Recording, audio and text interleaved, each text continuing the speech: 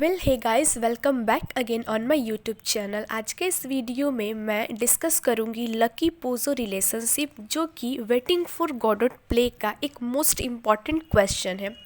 So maybe the question has come like, write a note on the Pozzo Lucky relationship indicating what it represents, और what do you think is the symbolic significance of the Pozzo Lucky relationship.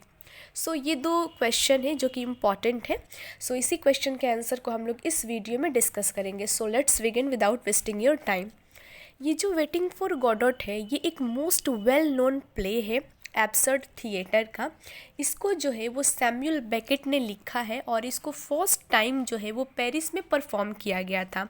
और इसके performance के बाद इस play ने बहुत ही ज़्यादा well deserved, या फिर हम लोग कह सकते हैं इसे काफ़ी ज़्यादा प्रेज मिली थी मॉडर्न थिएटर में। नेक्स्ट, ये जो पोजो लकी रिलेशनशिप है, इन दोनों का रिलेशनशिप जो है वो इस प्ले वेटिंग फॉर गॉडॉट में एक बहुत ही ग्रेट और मेजर रोल प्ले करता है। इनका जो रिलेशनशिप है, इनके रिलेशनशिप को symbolically through the play waiting for Godot present किया गया है। इस प्ले में हम लोग एक्ट 1 में देख सकते हैं कि किस तरह से जो पोजो और लकी का रिलेशनशिप है, उनके रिलेशनशिप को एज अ स्लेव और मास्टर के रिलेशनशिप के जैसा प्रेजेंट किया गया है। एक्ट 2 में जो इनका रिलेशनशिप है वो समवॉट इक्वल ही है। The relationship between Pozzo and Lucky is like a slave and slave master, as I have already told you. जो पोजो है वो लकी को एक सब ह्यूमन के जैसा ट्रीट करता है और वो हमेशा जो है वो लकी वो पोजो के पास ही रहता है।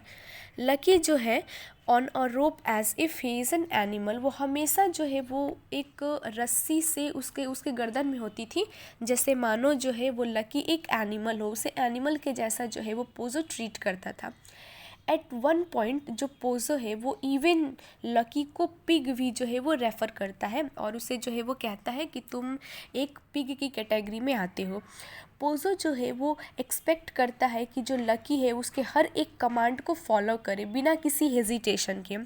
कभी कभी क्या होता है, जो पोजो है वो लकी के साथ बहुत ही डीह्यूमनाइज वाला बिहेव करता है, बट इसके बावजूद भी जो है जो पोजो है जो लकी है वो कुछ भी पोजो को नहीं बोलता है।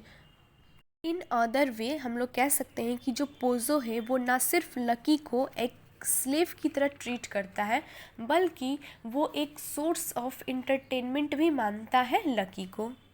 इसके अलावे जो पोजो है वो लकी को अपने इंटरटेनमेंट के लिए डांस करवाता था और इसके साथ साथ ही व्लादिमीर और एस्ट्रोगन का भी अम्यूज़मेंट हो जाता था।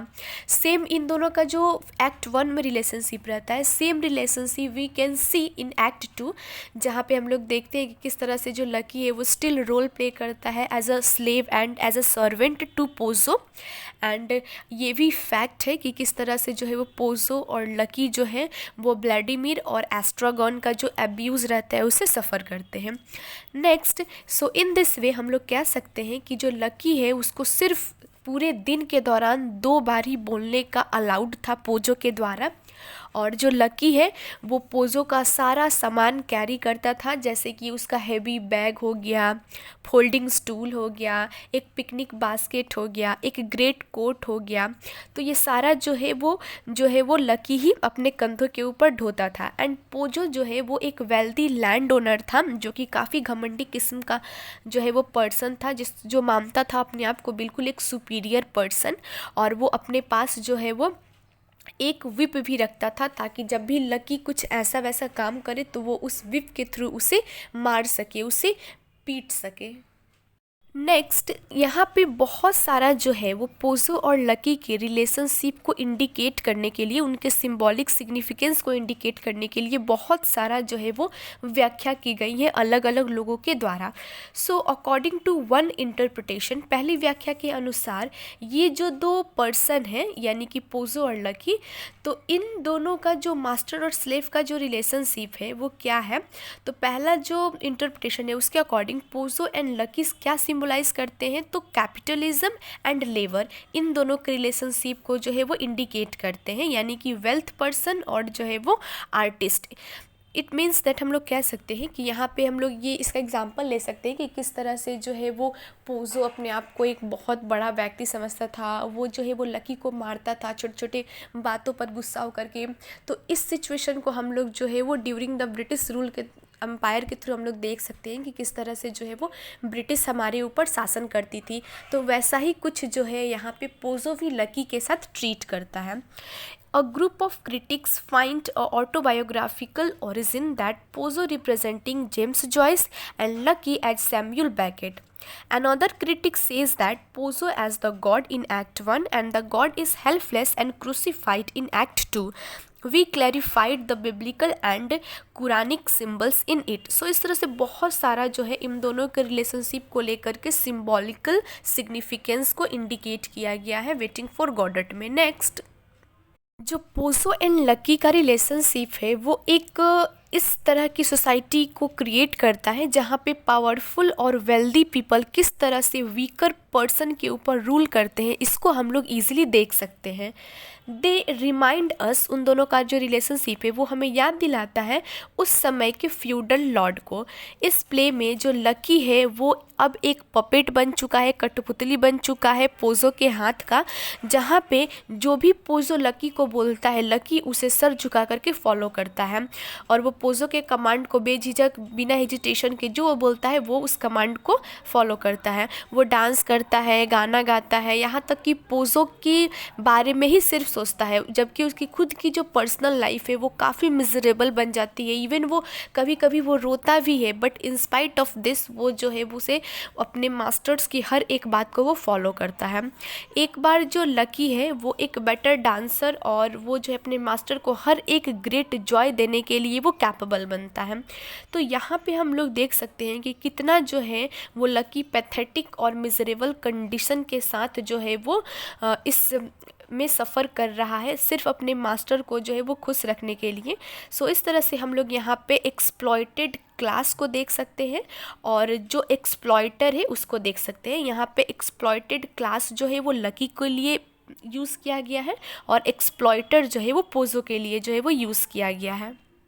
We first see the Lucky is driven by Pozo by means of a rope tied around his neck। तो सबसे पहले हम लोग देखते हैं लकी को कि किस तरह से पोज़ो जो है वो उसकी गर्दन में जो है वो रस्सी बांध करके खींचता हुआ लाता है। और लकी का जो एक्शन है वो कभी कभी क्या होता है बहुत ही स्ट्रेंज एक्ट 1 में देखा गया है और ये हम लोग तब देख सकते हैं जब एस्ट्रागन जो है वो लकी की मदद करने के लिए आगे बढ़ता है, जिस पे लकी क्या करता है काफ़ी ज़्यादा वॉयलेंट हो जाता है और उसे किक कर देता है एस्ट्रागन को। लकी का ये बिहेवियर देख करके हम लोग अंदाज़ा लगा सकते हैं कि कितना ज़्यादा उसके अंदर जो है वो एनिमलिटिक जो क्वालिटी है वो आ चुकी है देन ह्यूमन। उसकी जो लाइफ है अब उसकी लाइफ नहीं रही, उसकी लाइफ बहुत ही ज़्यादा वर्स हो चुकी है देन एनिमल की तुलना में भी। सो ये चीज़ जो है वो सिम्बलाइज़ करता है रेस ऑफ मैन को, जहाँ पे जो लकी ऑलवेज जो है वो देखा गया है बर्डन्स के थ्रू गुजरते हुए कितना उसके ऊपर जो है वो बोझ है अपने मास्टर्स का। तो देयरफॉर जो पोज़ो और लकी का जो रिलेशनशिप है वो काफ़ी कॉन्ट्रास्ट है एक दूसरे से। हालांकि वो लोग दोनों जो है वो एक टाइट बॉन्ड जो है वो शेयर करते हैं एक दूसरे के साथ में। यहाँ पे जो पोज़ो है वो कैपिटलिज्म का सिंबल है और पावर स्ट्रक्चर का सिंबल है, वहीं पे जो लकी है वो जो है वो मॉडर्न मैन को रिप्रेजेंट करता है। उनका जो रिलेशनशिप है वो ग्रीक एरा को भी रिप्रेजेंट करता है, जहाँ पे जो लोग हैं उन लोगों का मानना था कि जो गॉड है, गॉड उस एरा में बहुत ही ज़्यादा क्रूअल थे और वो लोगों को, ह्यूमन बीइंग को पनिशमेंट देते थे, अपने कंट्रोल में रखते थे। तो इस तरह से हम लोग कह सकते हैं कि जो उनका रिलेशनशिप है उसके अलावे जो है वो फ्यूडलिज्म सिस्टम को भी इंडिकेट करता है। Next, in spite of this जो लकी का नेम है वो ऑल्सो सिम्बोलाइजेस है करता है लाइफ के बारे में, जहाँ पे लकी जो है वो लकी है क्योंकि he does not have to worry and about to do, when to do and whether to do it or not. So Lucky is free from responsibility. So in this way we can say that the Samuel Beckett has drawn the Pozo Lucky pair that has a great symbolic significance in the play. So I hope आप लोगों को इस question का answer easily समझ में आ गया होगा। And please like share subscribe my channel for next video. And अगर मैंने कुछ रॉन्ग स्पेलिंग मिस्टेक किया हो so please forgive me and please like share subscribe my channel.